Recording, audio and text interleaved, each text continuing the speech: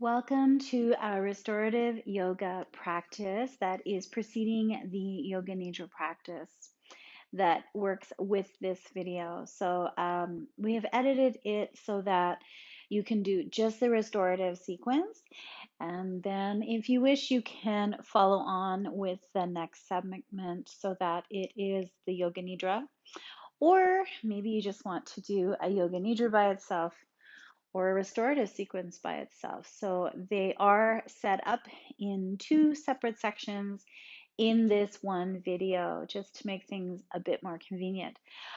For keeping in mind that maybe you want to do both practices, I'm going to keep the restorative practice to 30 minutes and the Nidra itself will only be 30 minutes. So a nice hour-long practice so that you can release in the body and then also release in the mind. So Yoga Nidra is just a guided form of meditation for those of you who are new to that practice. All you have to do is get comfortable and follow the sound of my voice. It's just that simple.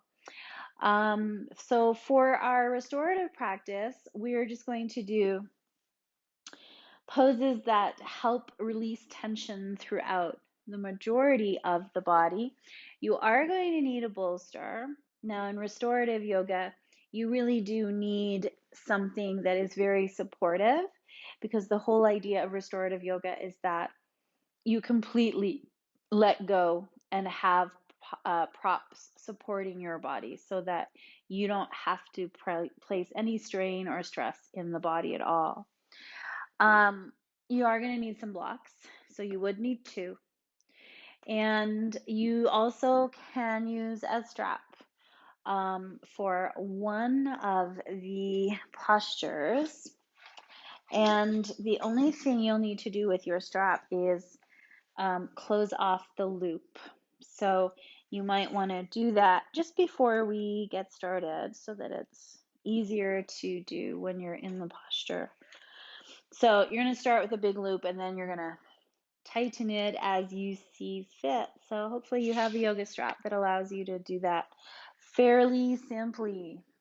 So for the very first restorative posture, it is legs up the wall. I'm not actually physically going to do it at the wall, and you don't need to either. If you have a bolster or a block, you can do it just how I'm going to do it. I just don't feel like moving everything around to get myself at the wall. Basically, we're just elevating the legs. There's also a possibility that you might need a couple of blankets just for the restorative sequence. So have some of those handy as well. I like to always put a blanket under my mat when I'm working on a harder surface. It just helps give a little bit of cushion. So let's get ourselves set up for our first pose, which is a version of legs up the wall. So the bolster, and if you're substituting with a big cushion, make sure it has some firmness to it. So, because you do want to be supported. So this bolster is going to go underneath the sacrum and it's going to go across your mat. So get yourself into what we call Ardha Shavasana with your knees bent and your feet planted. And then ground through the feet, even coming up onto the balls of the feet to help get a little bit of height if your bolster is quite tall like mine is. And then slide it in underneath the sacrum. So just make sure it's not too far up into your lower back and it's not too far down into your glutes. Shoulder blades have released to the earth. Arms can be wherever it's comfortable for you, but turn the palms up so that your shoulder blades stay at rest on your back. Now, continue looking up to the sky. You don't need to turn your head and look at the screen here. It's not a good idea when you're in this inverted position. And basically, just make sure before you take the legs up that your chin is not lifting up to the sky. Slightly tuck the chin, and if you still can't get the chin and the forehead on a level plane, slide a little blanket in under your head. So from here, if you're coming with me, we're just going to lift those feet right up into the sky. And we're going to keep the feet soft. So again, if you choose to go to the wall, you can, but you can also do it this way. Same benefits happening here. So just make sure that that bolster is completely under the sacrum, and you should be able to take the legs up with very little effort. Now, if you're fairly tight in your hamstrings, which some people are, you will need to bend the knees to give the hamstrings a bit of a break. But if you're not tight in your hamstrings, just keep a very soft bend in the knees. So you have the choice in restorative yoga to keep your eyes open and the gaze softened, or you can close your eyes. And this is a great pose for us to just start to connect with the breath. Legs up the wall automatically puts us into our good nervous system. So we sink really quickly into the parasympathetic nervous system. So your breath will start to slow right down here and lengthen out. But just do a quick little scan through the jaw and make sure you're not clenching those back teeth. And let the tongue just rest in the lower palate of the mouth. And maybe think about smoothing out those frown lines on the forehead. And breathing just through the nose.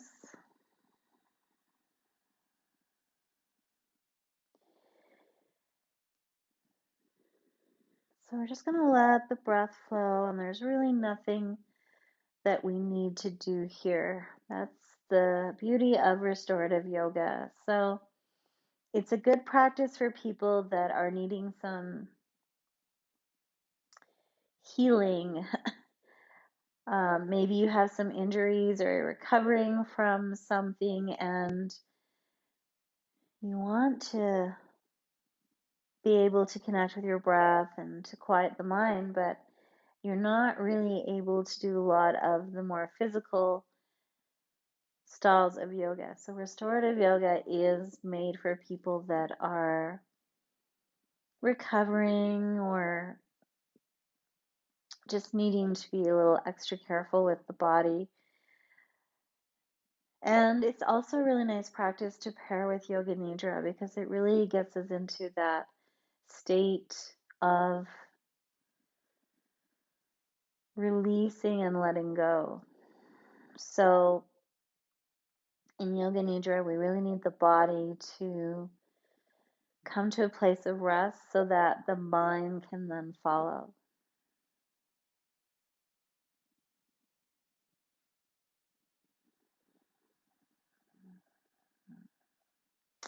And if any of you at home are practicing with sandbags, so you might have some yoga sandbags.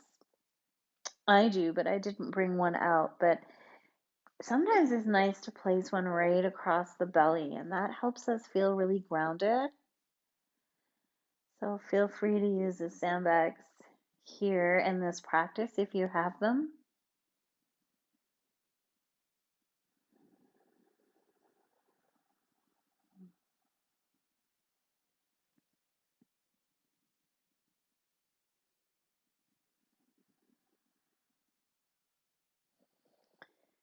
And just one more minute here. So legs up the wall is a great posture also for insomnia. And this entire practice, the restorative portion and the Yoga Nidra portion, would be a really good practice to do before bed.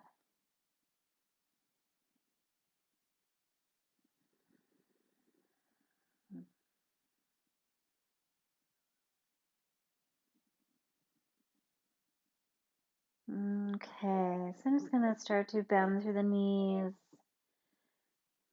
and then bring the feet down to your mat. Opening your eyes and just pausing here for a moment. And then coming up onto the balls of the feet and lifting the hips up enough that you can pull out your bolster, and then slowly lowering the spine back down to the earth. And just pausing here for a moment.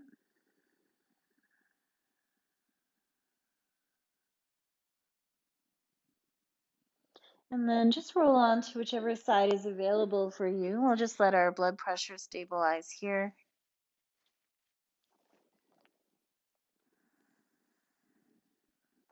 And then when you're ready, support yourself up.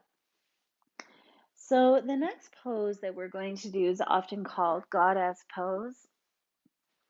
And we're going to make ourselves a little throne here.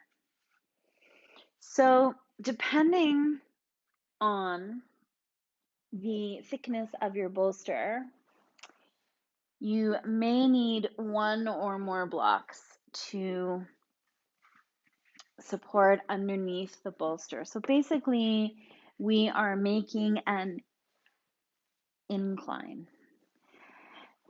And the head is going to be at the highest point, and the sacrum is going to be right at the small end of your bolster. Have your strap handy because this is where you can use it.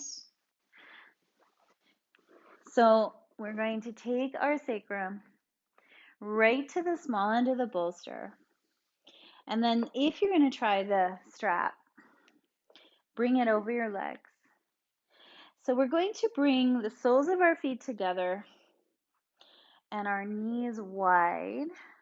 And then we're going to lay back along the length of the bolster. So you want your entire spine supported.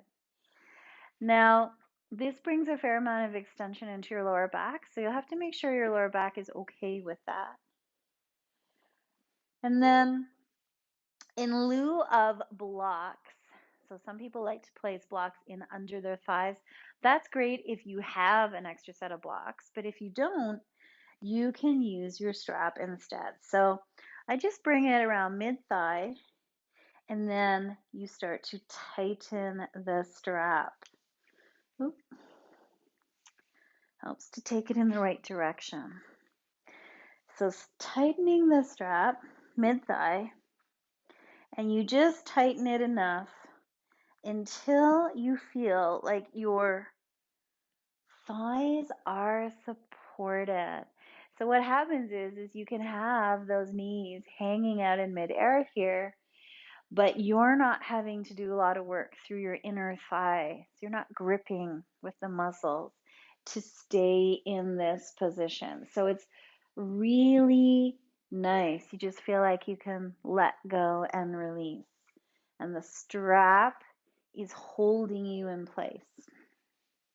So it takes a little bit of fidgeting to get that right. And then once you do, take your arms out at whatever height is comfortable for you, and palms are turned up. And then again, we really want to make sure that the chin is not lifting up to the sky. We want to keep the neck neutral. So it might be that you have to slide a block or a sit cushion or a blanket in underneath the head and keeping the forehead and the chin on a nice level plane. So you get to determine how close these heels are going to travel towards the groin. So that will determine what happens through the inner thigh area. And you close your eyes or soften your gaze and come back into your breath.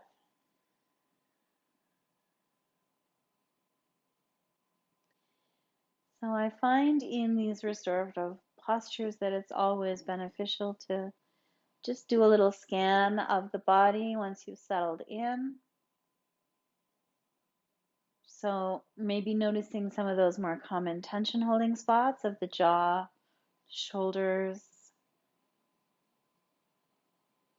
tongue, and just remind yourself to release and let go. And coming back into your breath.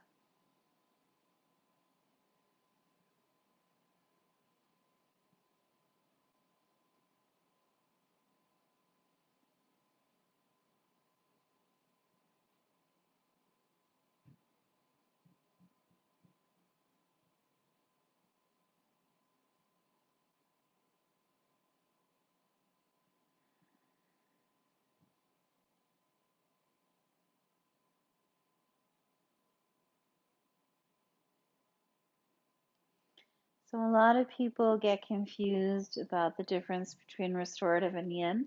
A lot of people don't even know there is a difference and they think they're the same thing. The only thing they have in common is that we're holding poses for a longer length of time. But they're actually quite different. Restorative means to restore health into the body. Yin, on the other hand, can be quite challenging and not something you should be doing if you have a lot of injuries. Yin, we try to find edges, so that's stressing the body's tissues, whereas in restorative, we're not finding edges at all. So we're propping ourselves and supporting ourselves into the shape so that we can completely let go. So you shouldn't feel an edge at all.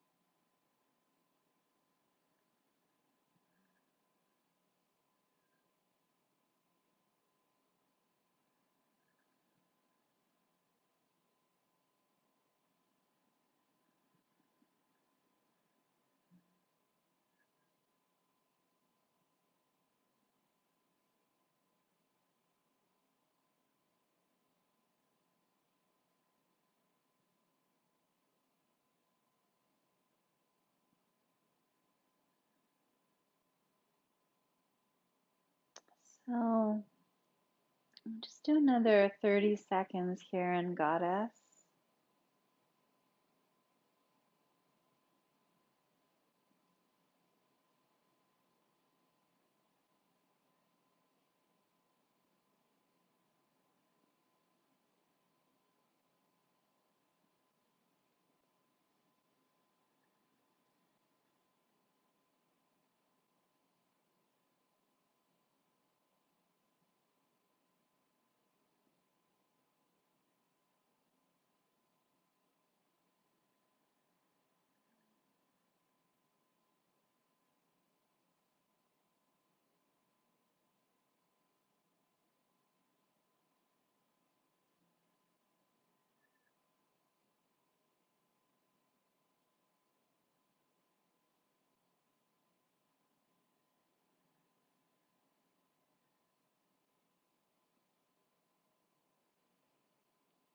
So those of you that used the strap, you're going to need to release it. So cup your hands underneath your knees so you can draw the knees closer together and take the strap off.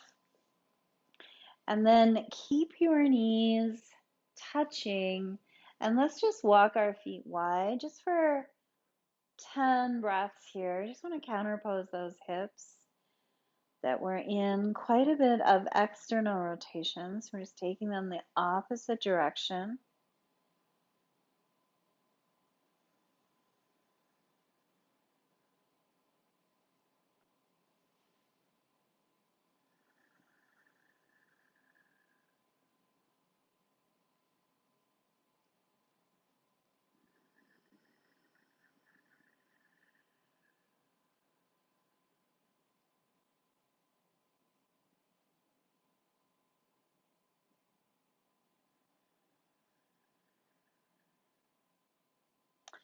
And then heel toe the feet back in.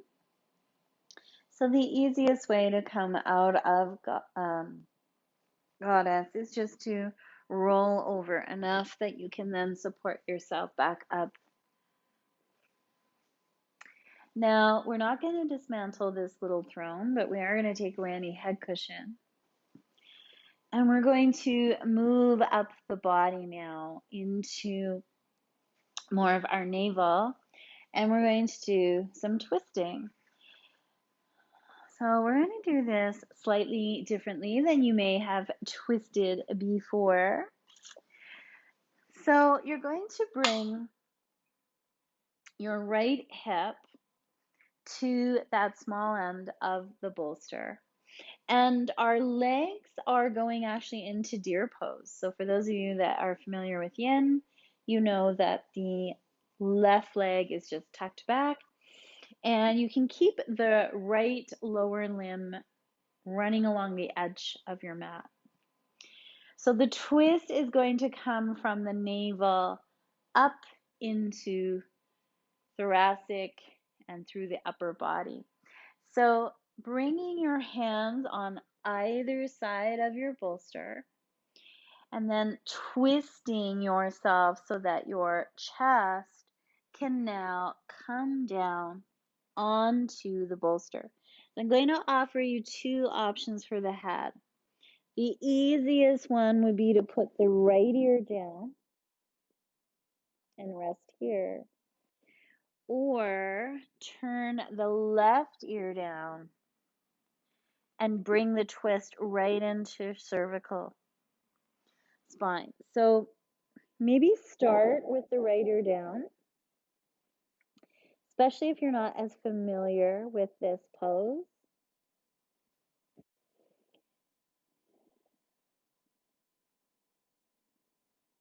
And then you can always try to bring the left ear down a little bit later on.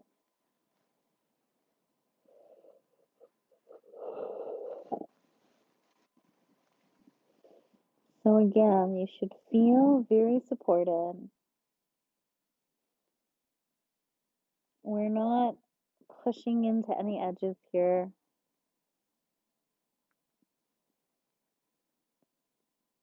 And we are able to let that breath flow freely. Eyes closed, your gaze soften.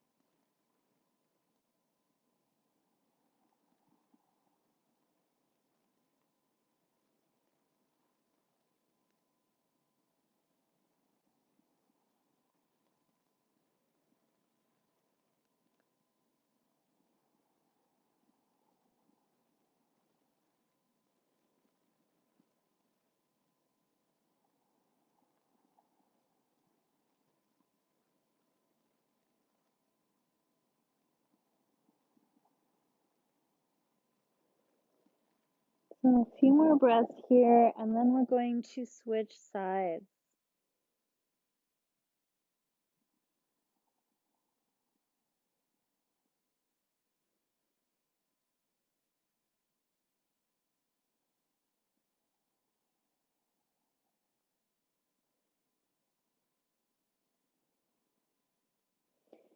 So walking your hands, your elbows further back towards the trunk of the body so that you can push in and lift yourself up and away. Now I'm going to move my incline over to the other side of my mat. You don't need to do that. I just need to do it for visual purposes. But you're going to now turn your left hip into that small edge of the bolster. So left hip into the small end of the bolster. Left lower limb lined up along the edge of your mat, and then tucking the right leg back. So finding our deer pose. Now you have some play with this back leg. So move it and take it wherever it's comfortable for you. And then again, we're going to bring the twist in, starting through the navel and up through the thoracic. So hands on either side of your bolster, twisting your chest towards the bolster, lowering the chest down. So again, options for the head. Easier version is to bring the left ear down to the bolster. Or maybe you're going to turn the right ear down.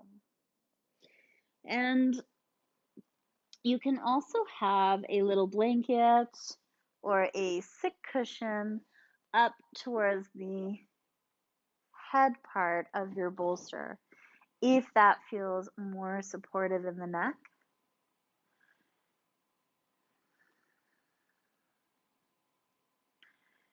So coming into your breath here and just making sure it's flowing.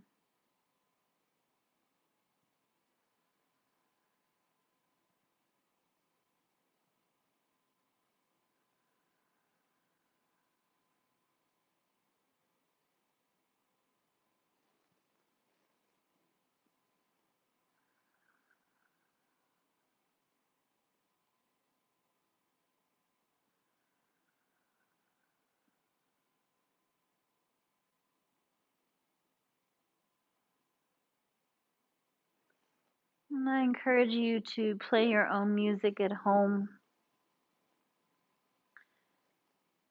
I can't have music playing here because it interferes with the sound quality, but definitely play some music, something that maybe helps that mind to just anchor onto.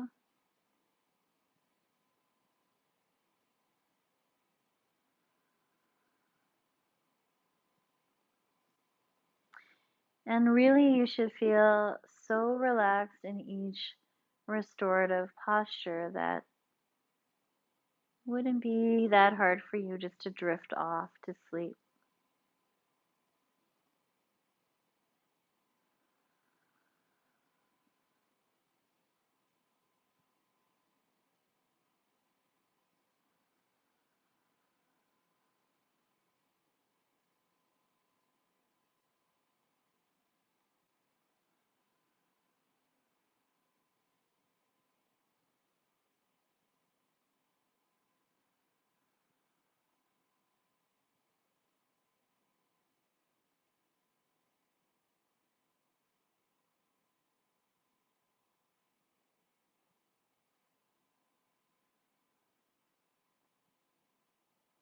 Couple more breaths here.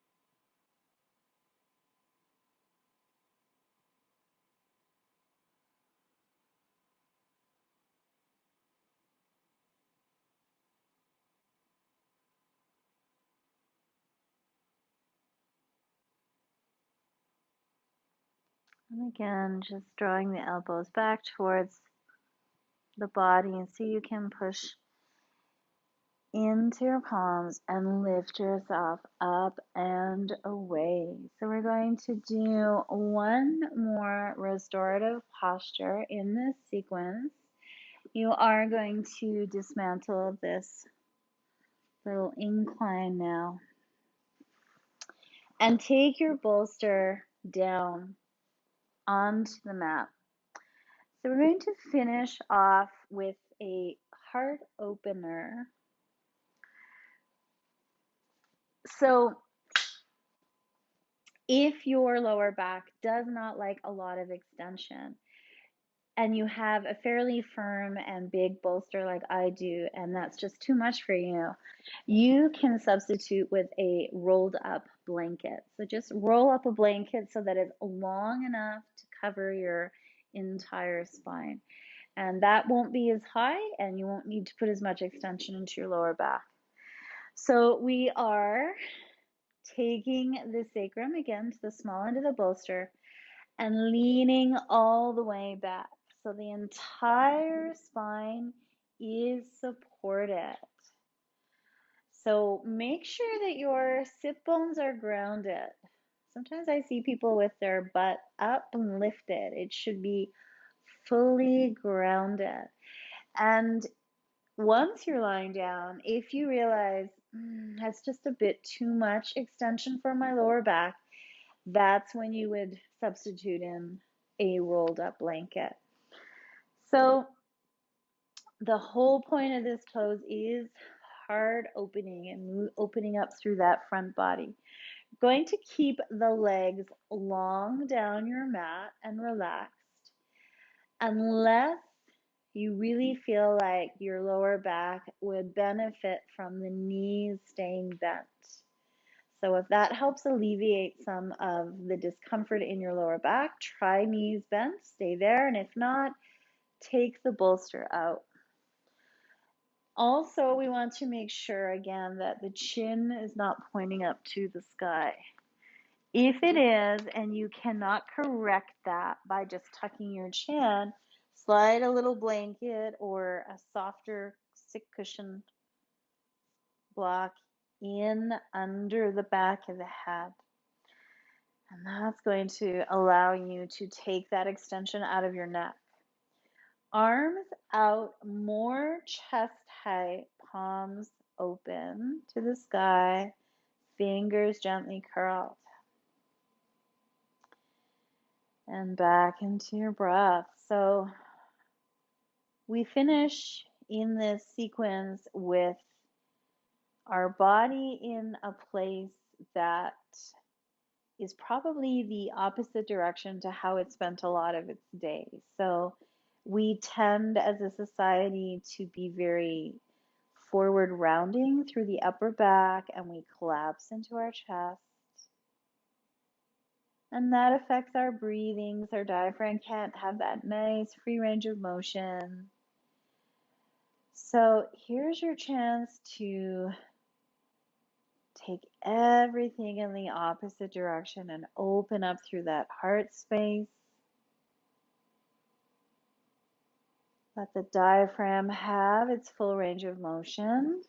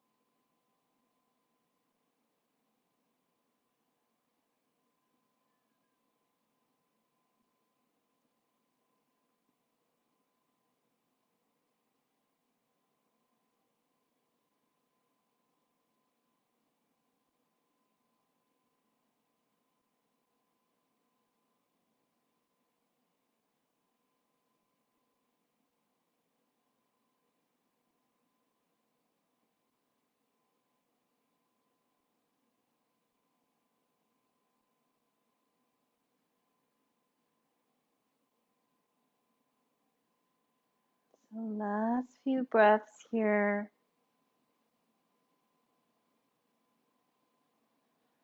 Just really opening up through that heart space.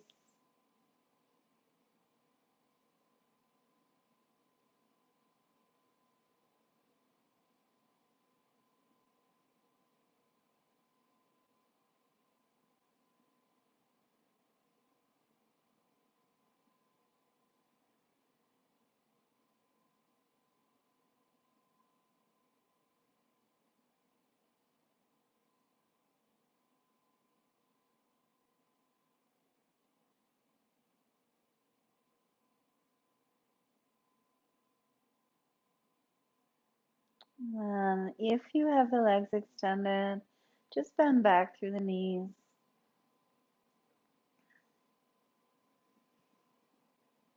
And then again, just rolling off the bolster to one side and supporting yourself upright.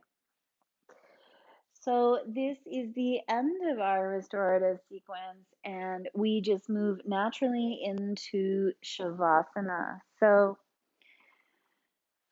if you're continuing with the Yoga Nidra, you will also do that in Shavasana. So you can get yourself set up now.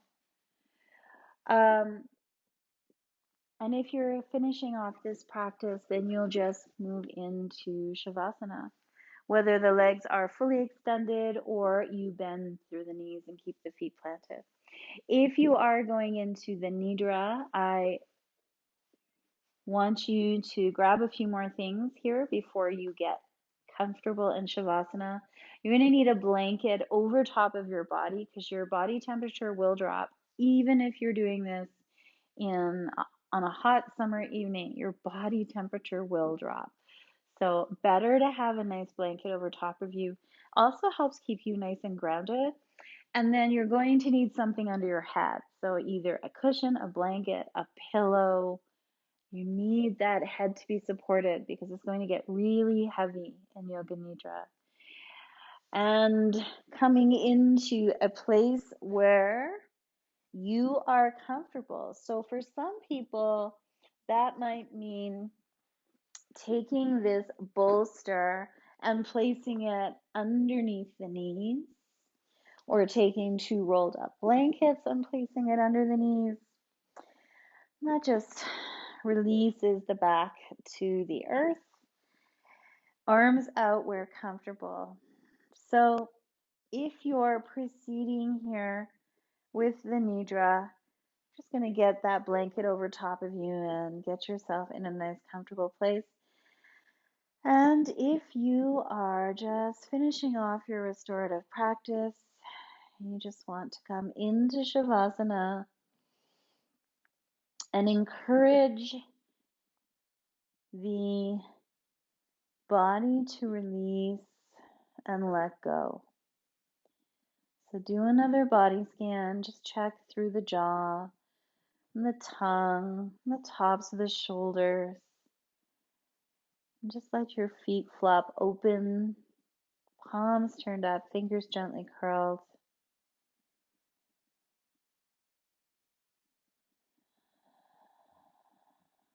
And just come back into the breath one last time, noticing your breath.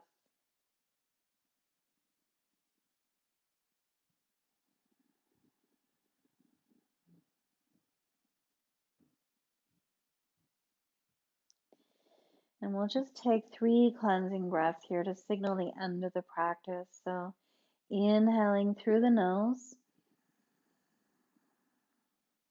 Exhale out, gentle sigh.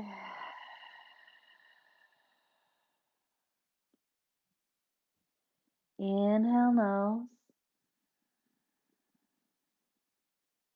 Exhale, release.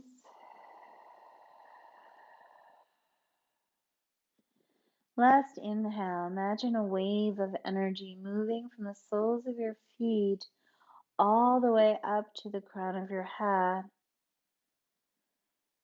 And then when you exhale, that wave of energy moves all the way back down through the body and exit out the feet.